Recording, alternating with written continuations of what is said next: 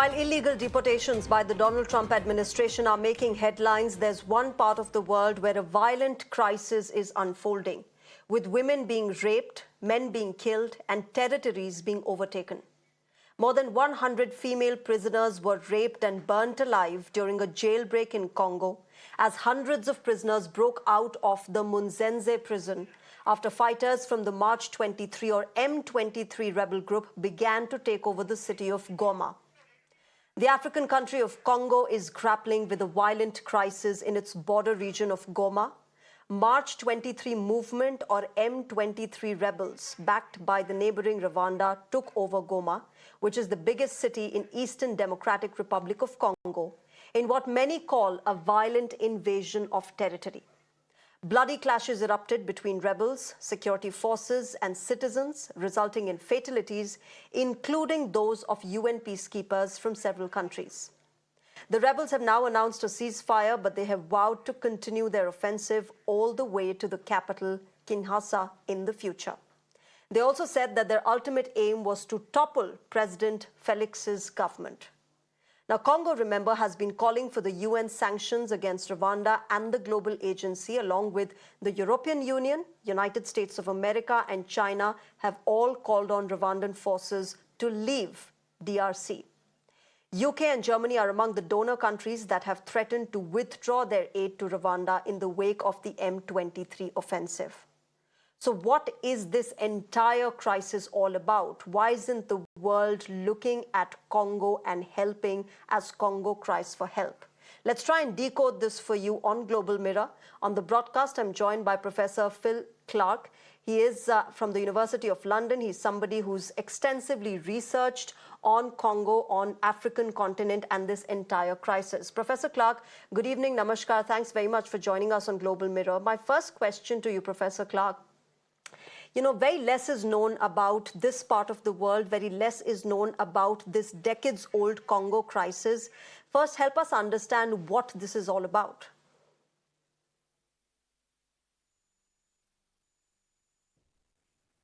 This current crisis between Rwanda and Congo is really about three things. On the one hand, it's about Rwanda wanting to maintain control over natural resources in Eastern Congo, and Rwanda feels that its access to those resources is threatened by a whole range of dynamics in the region in the last few years. So Rwanda is backing a rebel group called M23 to try to maintain control over the natural resources.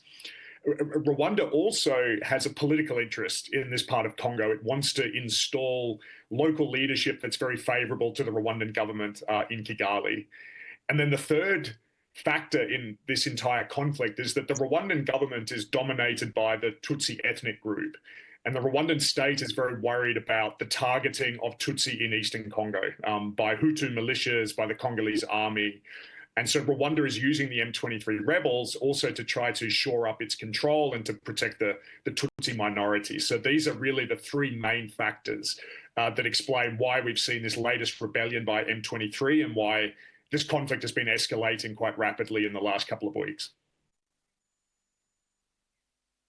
So, Professor Clark, help me understand that, a lot of Western media, Western reports say that this is very similar to what they call is Vladimir Putin's invasion in, say, for Crimea or Ukraine. Would you call it that? Would you say that it has similarities with how Russia has been carrying out its offensive in Ukraine?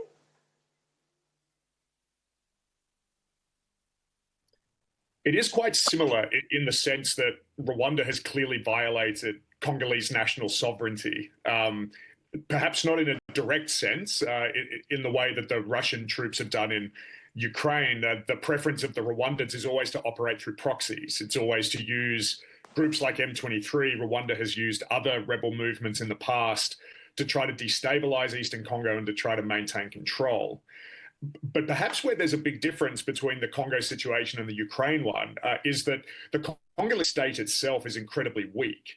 In the eastern part of Congo, the state is almost entirely absent. And one factor that I think has perhaps been overlooked in a lot of the Western coverage on Congo in the last couple of weeks is the failure of the Congolese state also to protect its own citizens, to have any meaningful presence in that part of the country, to deliver basic services for the population. So Rwanda is really invading into this political vacuum that has been left because of the weakness of the Congolese government in the eastern part of the country. You know, Professor Clark, this entire crisis has been violent since the past few days. We have seen loss of lives. We've seen more than 100 women raped now. And it's absolutely unfortunate, the kind of bloodshed that Congo is witnessing. What has been the people's response? Because, you know, Congolese, as far as I understand, haven't seen stability in this part of the region for a very long time now. There's been a huge amount of fear and panic amongst everyday Congolese, especially in the last week, as M23 have captured Goma, which is the major city in North Kivu province. We've seen a humanitarian disaster, a huge forced displacement of local people, thousands of people fleeing that part of Congo, and most of them actually going into Rwanda, which ironically they consider to be a place of safety. So even though Rwanda is behind the M23 rebels, Rwanda is still the obvious place for many of these refugees to flee to because of the stability inside Rwanda itself. But there's been a significant civilian death toll just in the last week. The estimates are 700 to 800 people have been killed, tens of thousands of people have been displaced. And this is a part of Congo that I've been researching in for 20 years. The sense on the ground in the last week has been, here we go again.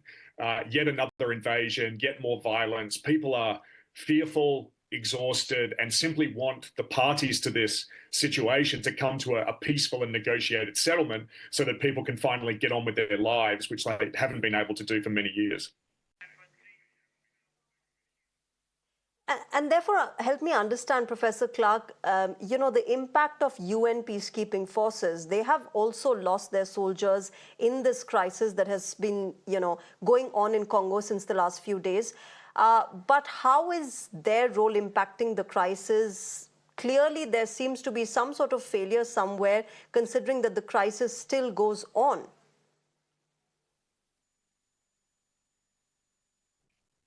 One of the great tragedies of the last 25 years in Congo has been how ineffective the UN peacekeeping mission has been. This is the largest UN peacekeeping mission in the world, the most expensive UN peacekeeping mission in the world, and yet it has categorically failed time and again to protect civilians. And we've seen that again in the last week.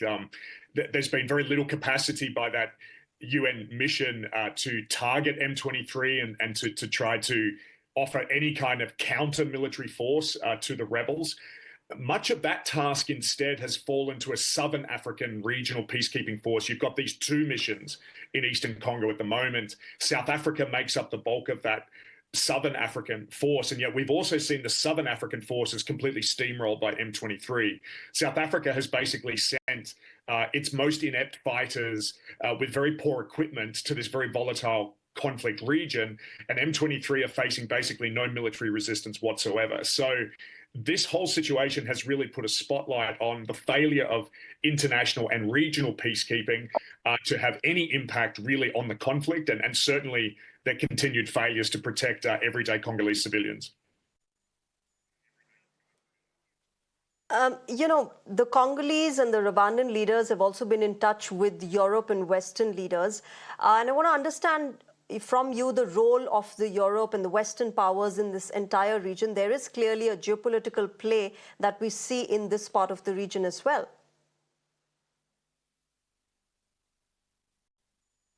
One of the really important events 4 or 5 days ago was a huge protest movement in Kinshasa, the Congolese capital, where people were targeting the foreign embassies. There were protesters attacking the French embassy, the Belgian embassy, the Rwandan embassy. And that was because many everyday Congolese are looking at the major international powers and saying, why aren't you putting more pressure on Rwanda? You're part of the problem here. And the reason for that is that Rwanda has been really masterful at building these strategic alliances with Western powers, especially in the last 5 or 6 years. So Rwanda has this very tight military partnership with the French government. At the moment, Rwanda has peacekeepers in Mozambique protecting Total and other French business interests there. So France sees Rwanda as a very important ally and perhaps doesn't want to push it too hard on the M23 question. The US has a very close military relationship with the Rwandan government as well. And as recently as 9 months ago, the European Union signed a huge mineral and natural resource pact with the Rwandan state, basically legalizing much of the movement of natural resources out of Eastern Congo through Rwanda and onto the international market. So these Western powers at the moment are deeply entangled with Rwanda, and that perhaps dulls their willingness to use leverage to try to pressure Rwanda on the M23 question. So you're saying that Rwanda is, is probably a pawn in this entire geopolitical play that goes on in the region, and therefore, would it be right to say that this is probably a modern-day colonialism where the West is using Rwanda to get mineral wealth out of Congo?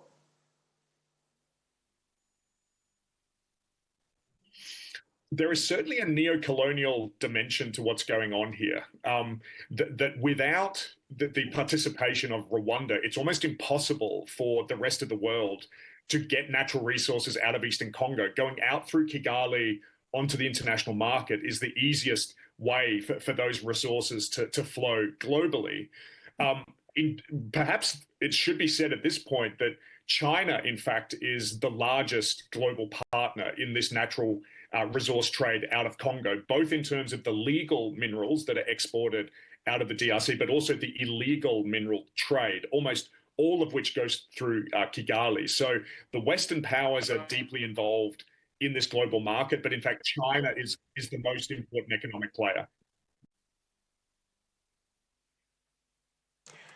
And what about the Trump influence, Professor Clark? Donald Trump is back at the Oval Office for a second time. How does that, dominate or influence or impact this entire crisis?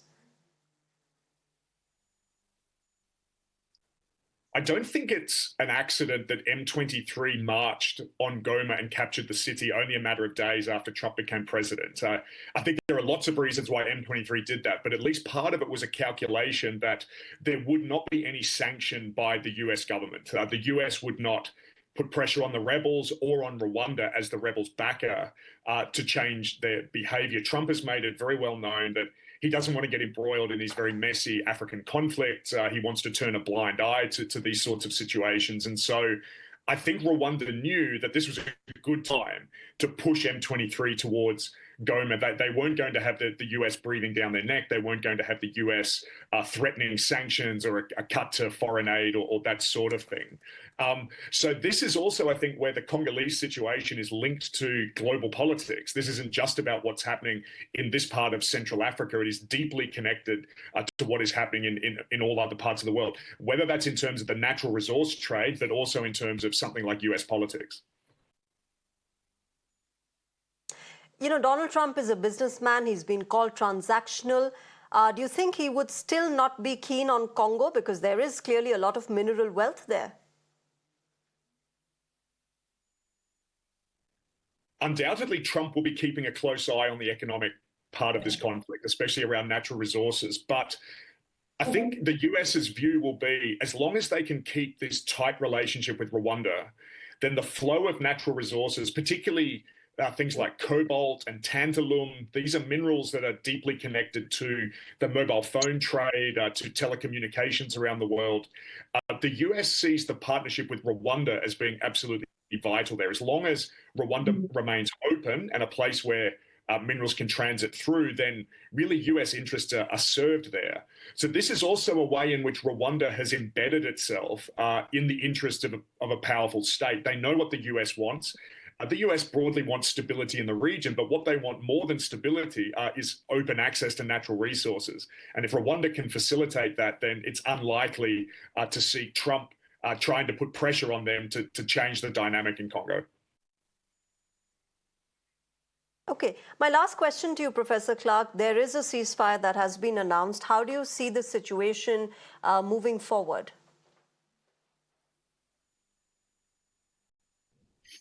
it's still a very unpredictable situation, Shreya, in the sense that we've seen several ceasefires by M23 over the last 18 months or so. And I think the sense on the ground amongst everyday Congolese will be that they don't really believe this ceasefire, or at least they'll believe it if it holds for a week or two. I think perhaps what we're seeing is M23 taking a bit of a pause, allowing some humanitarian assistance in to help, especially with internally displaced people. But we're unlikely to see them withdraw from these strategic positions. It may be that this is a very strategic pause to the conflict also to put the pressure on a range of mediation and negotiation efforts that are happening in the region. The presidents of Rwanda and Congo and many of the other regional states are being summoned to a whole series of these talks, particularly in Nairobi at the moment, but also elsewhere in the region. From Rwanda's point of view and from M23's point of view, it's very important for them to be able to go to those talks and say, look, we're in control of the situation. We now control this massive territory in Eastern Congo, but also we're not out of control. We're not lashing out. We're willing to respect the humanitarian crisis. So to present themselves as a stable, legitimate actor, that improves their position during these negotiations. So my sense is that this is perhaps not a long-standing ceasefire. It's being used very strategically by the Rwandan negotiators in the peace talks.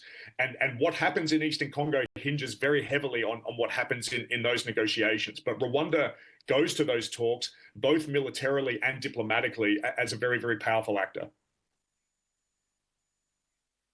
All right, Professor Phil Clark, thank you very much for joining us on Global Mirror and helping us understand this entire crisis that still prevails in Congo. Thank you very much.